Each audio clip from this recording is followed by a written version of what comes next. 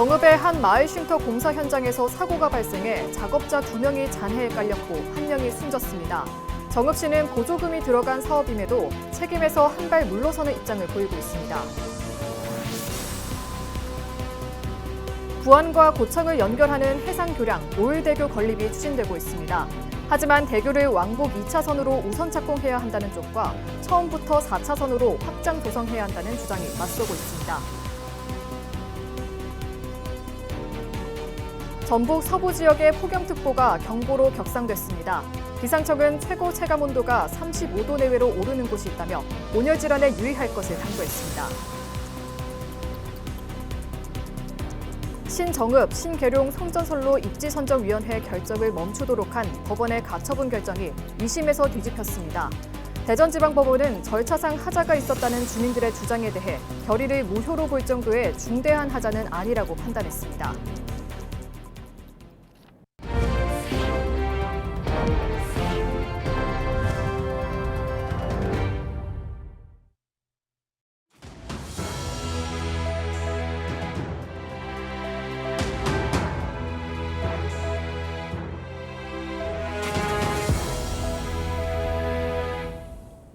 시청자 여러분 안녕하십니까? 헬로티비 뉴스입니다.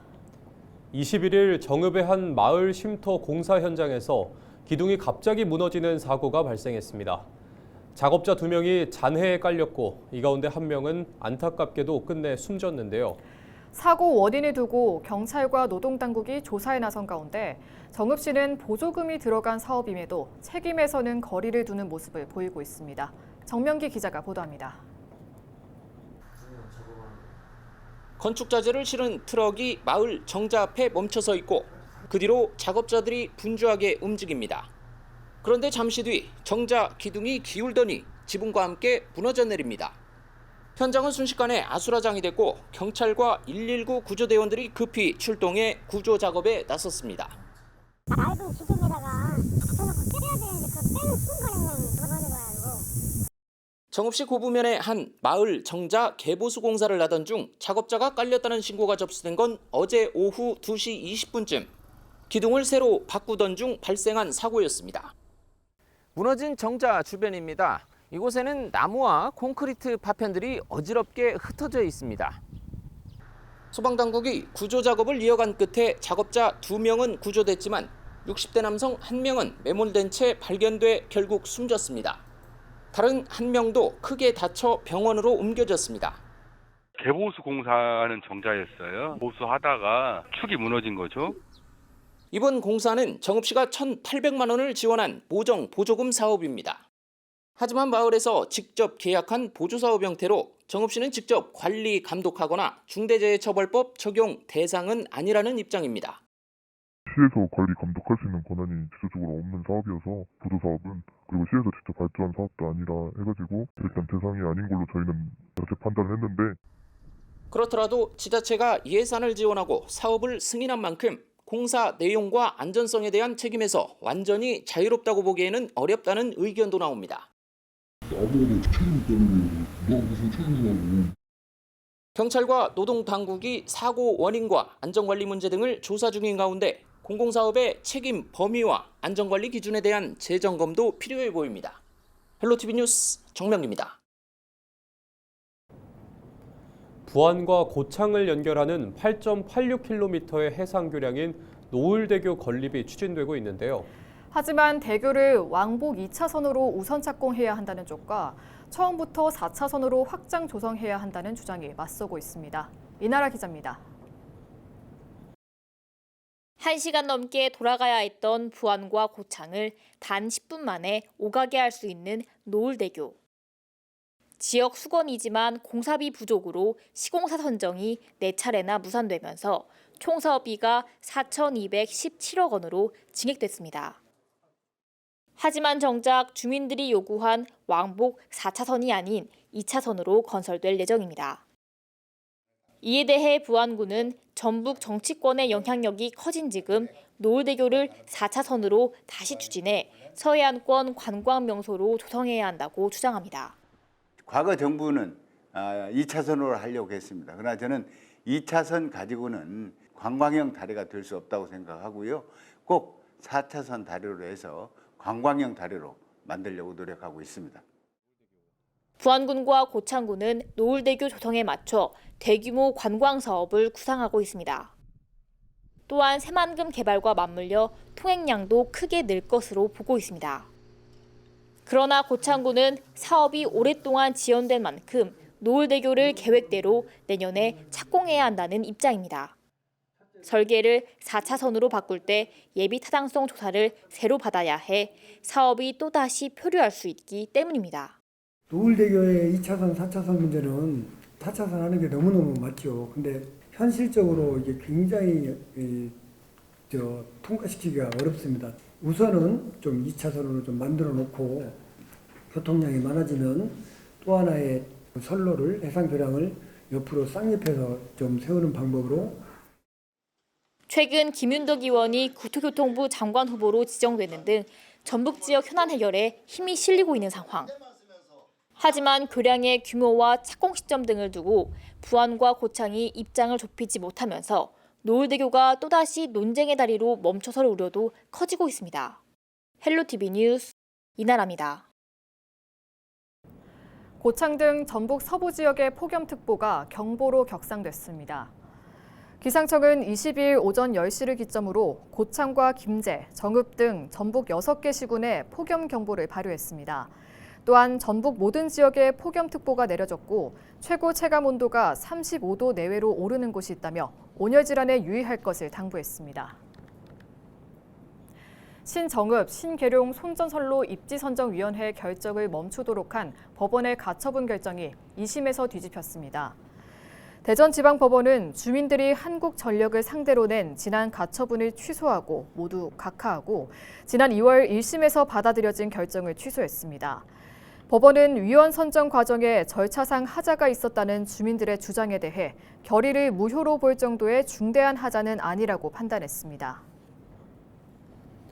검찰청 구치감에서 여성 피의자를 추행한 혐의로 재판에 넘겨진 전직 경찰관이 1심에서 무죄를 선고받았습니다. 전주지법은 22일 강제추행 혐의로 기소된 전직 경찰관 54살 A씨에게 무죄를 선고했습니다. 재판부는 공소사실에 주된 증거인 피해자의 진술이 일관되지 않아 신뢰하기 어렵다고 지적했습니다. 또 피해자가 추행당했다고 한 부위에서는 피고인의 DNA가 검출되지 않아 범죄 증명이 없는 경우에 해당한다고 판시했습니다. A씨는 지난해 11월 8일 여성 피의자 B씨를 전주지검 구치감으로 호송하면서 신체 일부를 만지는 등 추행한 혐의로 기소됐습니다.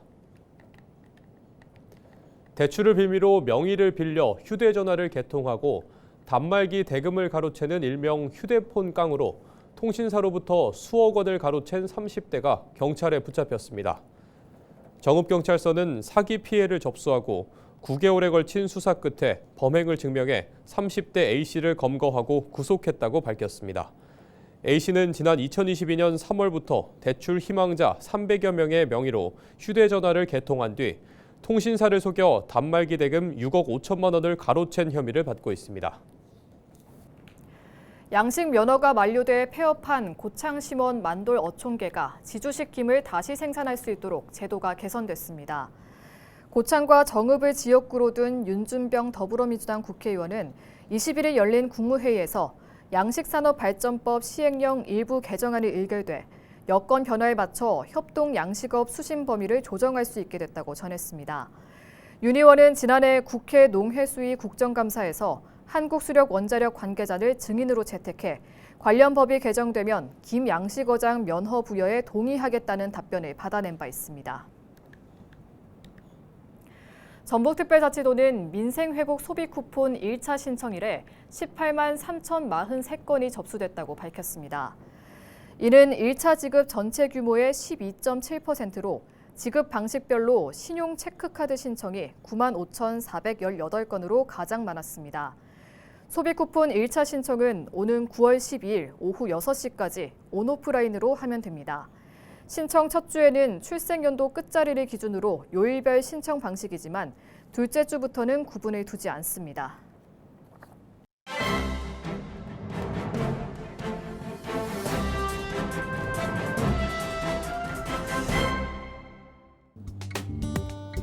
전북일보 기사입니다. 더불어민주당이 8.2 전당대회를 앞두고 오는 26일과 27일로 각각 예정돼 있던 호남권, 수도권 순회 경선을 사실상 취소하기로 했다고 합니다. 투표 일정 역시 전면 연기됐다는데요. 민주당은 대신 다음 달 2일 전당대회에서 남은 투표를 한꺼번에 진행하기로 했습니다. 민주당은 지난 20일 비공개 최고위원회의를 열고 당대표 경선 일정을 논의했다는데요. 민주당은 이날 당 최고위원회의를 가진 후 26일 호남권, 27일 경기 인천 순회 경선을 8월 2일 서울, 강원, 제주 경선과 통합해서 치르기로 했다고 밝혔습니다. 최종 결과는 이날 함께 발표되는 국민 여론조사와 대의원 투표를 합산해 결정된다는데요. 당권 레이스에서 정청래 후보가 초반 연속 승리로 주도권을 잡는 모양새에서 이제 변수는 일주일가량 연기된 호남권 권리당원 투표가 됐다고 합니다. 호남의 민심은 수도권 권리당원 투표에도 영향을 미칠 수 있다고 신문은 전했습니다. 지금까지 신문브리핑이었습니다.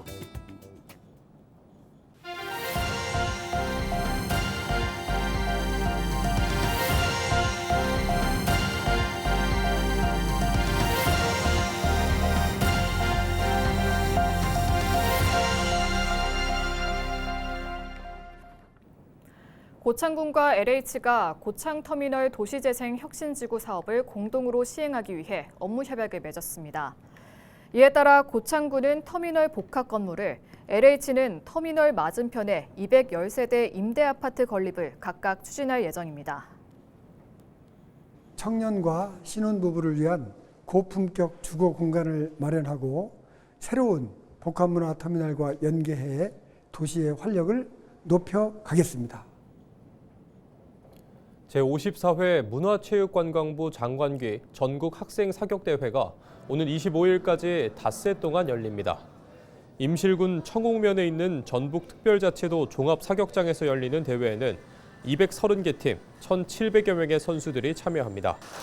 임실군은 이번 대회가 끝나고 오는 27일부터 제49회 회장기 전국 중고등학생 사격대회도 열릴 예정이라고 덧붙였습니다. 앞으로도 전국 규모의 스포츠 대회를 지속 유치해 지역 경제 활성화와 스포츠 저변 확대에 힘쓰겠습니다. 남원시 건강생활지원센터가 완공되면서 본격적인 운영에 들어갑니다. 전체 면적 825제곱미터, 지상 2층 규모의 센터에서는 혈압과 혈당, 콜레스테롤, 체성분 등을 측정하고 체력 단련실과 다목적실 등을 이용할 수 있습니다. 또한 비만 관리 같은 생애 주기별 건강 교육과 달리기나 걷기 모임 등도 운영될 예정입니다. 지역 특성에 맞는 건강 서비스를 지속적으로 확대하여 시민이 체감하는 건강 거점 시설이 되도록 노력하겠습니다. 올해 상반기 김제경찰서 이창준 순경이 전북경찰청에서 베스트 경무인으로 뽑혔습니다. 이순경은 홍보 담당 시절 범죄를 막기 위해 직접 영상과 카드 뉴스를 만들며 적극적으로 활동했고, 이 공로로 전북경찰청 우수 사례에 선정되기도 했습니다. 이순경은 앞으로도 안전한 김제를 위해 노력하겠다고 수상소감을 밝혔습니다.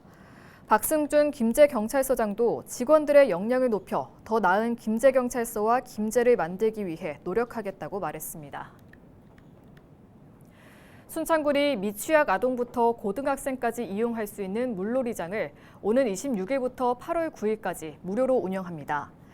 향토회관 야외무대 광장에 마련된 물놀이장은 공기 수영장과 미끄럼틀, 대형 그늘막 등을 갖췄습니다. 물놀이장은 수질 관리를 위해 월요일과 목요일은 휴장합니다. 정읍과 고창이 농림축산식품부 애당지구 농촌용수 이용체제 개편 사업 대상지로 선정됐습니다. 정읍과 고창을 지역구로 둔 더불어민주당 윤준병 국회의원은 정읍시 소성면과 고창군 성내면이 용수개발사업 신규 지구로 선정됨에 따라 가뭄에 대비할 수 있을 것으로 기대했습니다. 이상으로 뉴스를 마칩니다. 시청해주신 여러분 고맙습니다.